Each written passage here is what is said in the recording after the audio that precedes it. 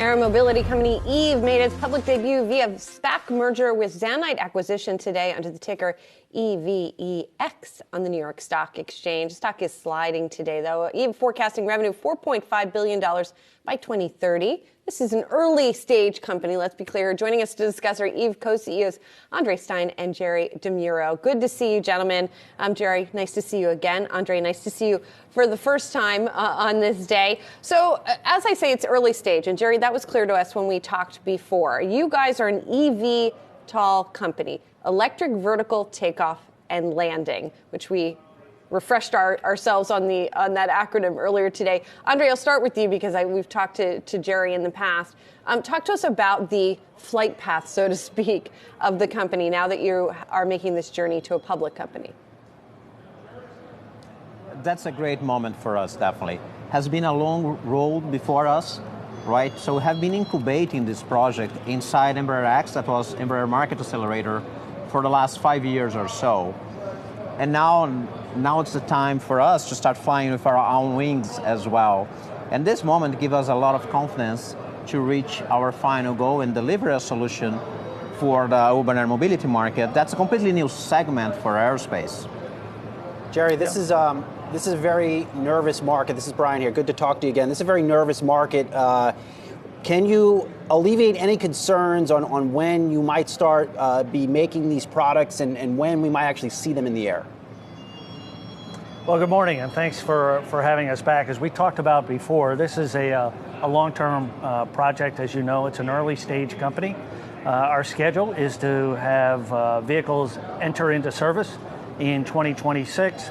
So the temporary fluctuations in the market are not that concerning to us. This is really a long-term initiative, and we're focused on executing on that development plan. We've not wavered from that plan, and we're very confident that we'll be able to deliver a great product to the market.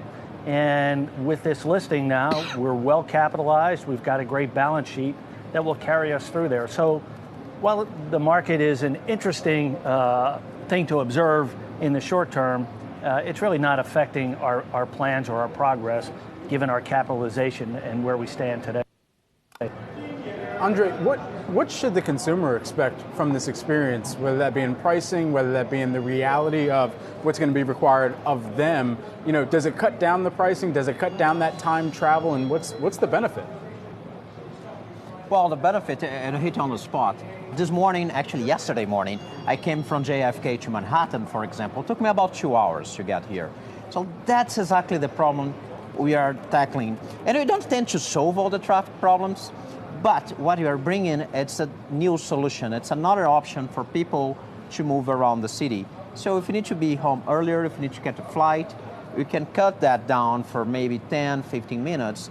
And throughout the journey, we are really looking at the whole ecosystem, much more than only the vehicle.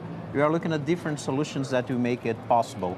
The service that we will provide, the air traffic management solution that will allow that to scale in a very safe and profitable way. And from a pricing point of view, really, when we move into service, we're looking at something that would be comparable to an Uber X. Jerry, when you talk to regulators, what are some of the biggest challenges you're going to have to alleviate from their perspective?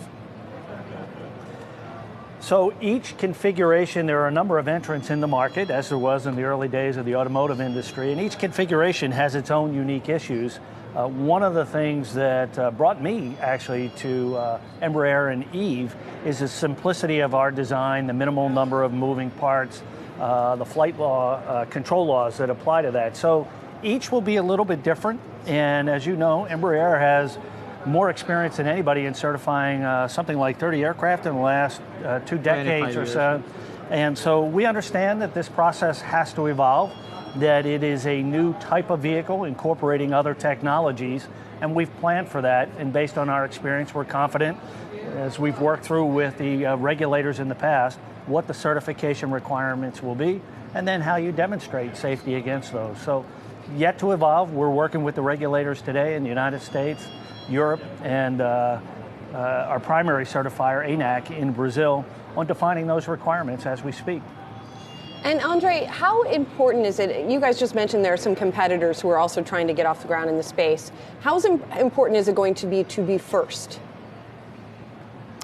it's not that important to be first. It's important to get it right. I think that's the main goal. We are here, as Jerry said, for the long term. So it's important to get the right products, not only for our direct customers, but particularly for the end user. And we are using and putting a lot of effort on that, on make it right. So we are definitely among the pioneers of this industry. Since the beginning, as I mentioned, we started this project quite some years back. But it's not really about being the first. It's really about getting it right. All right, Andre Stein and Jerry DeMuro, who are the Eve co-CEOs, joining us here. We're going to see how you get this right and how you get it off the ground as well. And we'll have to take a ride in one of those eventually, too. Appreciate the time.